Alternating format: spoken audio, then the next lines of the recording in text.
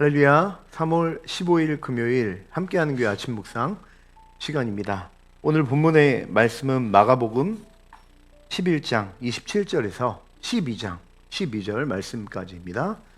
제가 읽도록 하겠습니다. 그들이 다시 예루살렘에 들어가니라.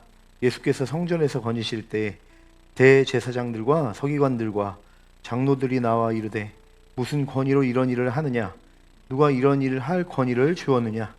예수께서 이르시되 나도 한 말을 너에게 물으리니 대답하라. 그리하면 나도 무슨 권위로 이런 일을 하는지 이르리라. 요한의 세례가 하늘로부터냐 사람으로부터냐? 내게 대답하라. 그들이 서로 의논하여 이르되 만일 하늘로부터라 하면 어찌하여 그를 믿지 아니하였느냐 할 것이니 그러면 사람으로부터라 할까 하였으나 모든 사람이 요한을 참 선지자로 여기므로 그들이 백성을 두려워하는지라. 이에 예수께서 대답하여 이르시되 우리가 알지 못하노라 하니 예수께서 이르시되 나도 무슨 권위로 이런 일을 하는지 너에게 이르지 아니하리라 하시니라. 예수께서 비유로 그들에게 말씀하시되 한 사람이 포도원을 만들어 산 울타리로 두르고 집자는 틀을 만들고 망대를 지어서 농부에게 새로 주고 타국에 갔더니 때가 이름에 농부들에게 포도원 소출 얼마를 받으려고 한 종을 보내니 그들이 그 종을 잡아 심히 때리고 거저 보내었거늘 다시 다른 종을 보내니 그의 머리에 상처를 내고 능욕하였거늘 또 다른 종을 보내니 그들이 그를 죽이고 또 그 외에 많은 종들도 더러는 때리고 더러는 죽인지라. 이제 한 사람이 남았으니 곧 그가 사랑하는 아들이라. 최후로 이를 보내며 이르되 내 아들은 존대하리라 하였더니 그 농부들이 서로 말하되 이는 상속자니 자 죽이자. 그러면 그 유산이 우리 것이 되리라 하고 이에 잡아 죽여 포도원 밖에 내던져 졌느니라. 포도원 주인이 어떻게 하겠느냐? 와서 그 농부들을 진멸하고 포도원을 다른 사람에게 주리라. 너희가 성경의 건축자들이 버린 돌이 모퉁이의 머릿돌이 되었다니 이것은 주로 말미암아 된 것이요 우리 눈에 놀랍도다 함을 읽어보지도 못하였느냐 하시니라. 그들이 예수의 이 비유가 자기들을 가리켜 말씀하신 줄 알고 잡고자 하되 무리를 두려워하여 예수를 두고 가니라. 오늘 본문의 말씀은 지난 말씀과 계속 이어져서 예수님께서 하시는 말씀입니다. 그래서 이제 이 본문의 배경이 되는 이야기를 보면 사실은 예수님이 예루살렘 입성 때부터 반복적으로 주장하셨던 자신의 메시아로서의 정체성을 강조하시는 것부터 시작이 되죠. 또한 오늘 본문 이전, 어제 본문에 해당되는 마가복음 11장 12절에서 26절 말씀에 그 무화과나무 사건을 기억하실 것입니다. 그리고 성전 정화 사건, 이것들로 연결이 되는데 사실은 하나님의 뜻을 거스른 채 오랜 기간 열매 없이 마치 잎만 무성한 나무 같은 겉만 화려한 그 성전 유대교의 종말을 이 무화과 나무의 저주와 성전 정화 사건을 통해서 예수님은 어제 말씀을 통해 우리에게 보여주셨다는 것을 여러분 아실 것입니다. 그래서 사실은 종교 지도자들이 이런 예수님의 행태들과 또 성전 정화 사건들 이런 것을 바라보면서 예수님께 묻는 것부터 오늘 본문의 말씀이 시작이 되죠. 그래서 오늘 이 본문 11장 27절, 28절에 종교 지도자들이 예수님께 이렇게 질문을 합니다. 그들이 다시 예루살렘에 들어가니라. 예수께서 성전에 거니실 때에 대제사장들과 서기관들과 장로들이 나와 이르되 무슨 권위로 이런 일을 하느냐? 누가 이런 일을 할 권위를 주었느냐? 이렇게 예수님께 지난날 여러 사건들 그리고 예수님이 주장했던 것들 그리고 성전 정화 사건과 무화과 나무 저주의 여러 가지 일련의 사건을 통해서 종교 지도자들이 예수님께 그의 권위의 출처를 물어보는 것인데 사실은 이것은 정말 궁금해서 물어본 것이 아니고요. 신랄하고 예수님께 이런 말을 통해서 예수님께 자신들의 어떤 권위를 드러내는 것입니다. 이런 것입니다. 우리가 주지도 않았는데 너의 권위는 누가 준 것이냐? 라고 예수님을 조롱하듯이 이야기를 한 것이죠. 이 질문에 대한 예수님의 실제적인 그 답변이 12장 1절에 나와 있는 포도원 농부의 비유에서 예수님의 그 정확한 의도, 대답에 이 질문에 대한 답이 드러나 있다고 볼 수가 있습니다. 다 읽을 필요는 없지만 12장 1절에 보니까 이렇게 기록되어 있습니다. 예수께서 비유로 그들에게 말씀하시되 한 사람이 포도원을 만들어 산 울타리로 두르고 집자는 틀을 만들고 망대를 지어서 농부들에게 새로 주고 타국에 갔더니 여기 보니까 포도원의 주인이 있었습니다. 그리고 농부들을 고용해서 농부들에게 새로 그 땅을 맡기고 떠났다는 것을 알 수 있습니다. 그래서 이 포도원의 주인은 따로 있다라는 것을 분명히 이 비유의 예로 들죠. 그리고 2절에 보니까 이제 이 포도원 주인이 이런 행동을 합니다. 2절입니다. 때가 이름에 농부들에게 포도원 소출을 얼마를 받으려고 한 종을 보내니, 이 주인은 열매를 얻기 원했어요. 그 포도원 마땅히 포도원의 그 소출을 받기 위해서 자신의 그런 종을 그 소출을 받기 위해 보냅니다. 열매를 얻기 위해 보냈다는 것이죠. 그러나 이 종들은, 주인이 보낸 종들은 그 새로 준 그 농부들에게 쫓겨나죠. 그 이유가 왜 쫓겨나냐면, 그 이유가 무엇이냐면, 농부들은 자신들이 새로 일하고 있는 그 포도원의 주인이 그 원래 원주인에게 있는 것이 아니라 마치 그 포도원의 주인이 자기인 것 같은 착각을 했던 것입니다.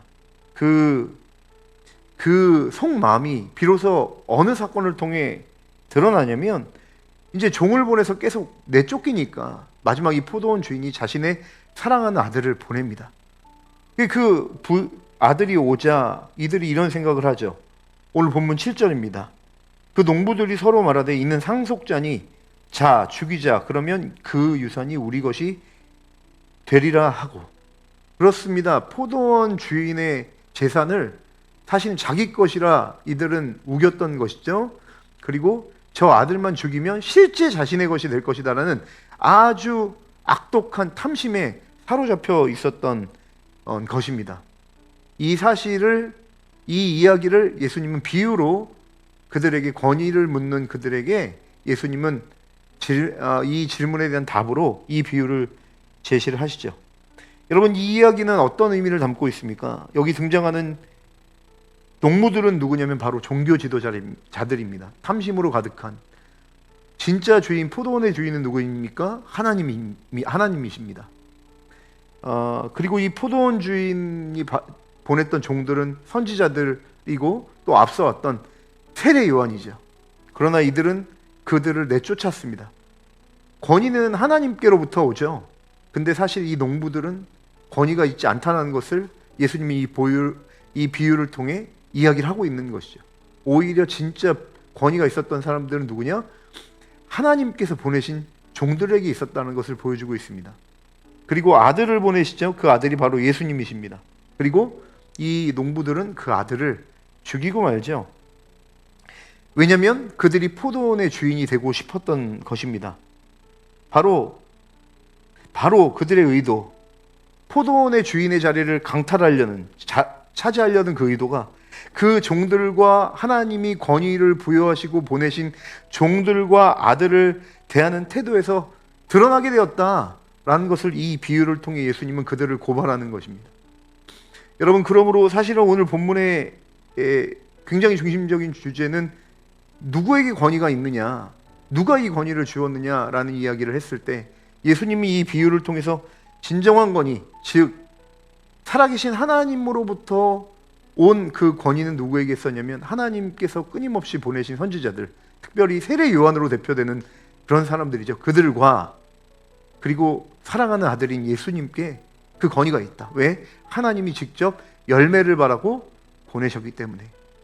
그리고 그들을 대적하는 지금 이 종교 지도자들, 스스로 자기가 권위 있다고 생각하는, 하나님이 자신들에게 권위를 주셨다고 하는 이 종교 지도자들에게는 사실은 그 권위가 없다는 사실을 예수님은 이 비유를 통해 정확하게 신랄하게 나타내시는 모습을 볼 수 있는 것입니다. 사랑하는 여러분, 유대인의 종교 지도자들은 왜 그 하나님이 보내신 선지자들 그리고 예수님을 이렇게 죽이고 또 함부로 대했을까? 그 이유가 무엇입니까? 사실은 그들이 포도원 주인의 자리를 탐했기 때문입니다. 그들 가운데 하나님처럼 되고자 하는 탐심이 가득했기 때문이죠. 우리는 이런 탐심을 한 글자로 죄라고 합니다. 사랑하는 여러분, 오늘 이 성경을 읽었을 때 우리 또한 우리 종교 지도자들을 함부로 저들은 왜 저렇게 예수님을 대하는가라고 이야기할 수 있을까? 우리가 가슴에 손을 얹고 한번 생각해 보아야 될 필요가 있는 것입니다. 우리도 이런 탐심이 가득하지 않습니까? 우리가 오늘 하루 살아가는데 이런 죄의 영향이 너무나도 쉽게 노출되어 있지 않습니까?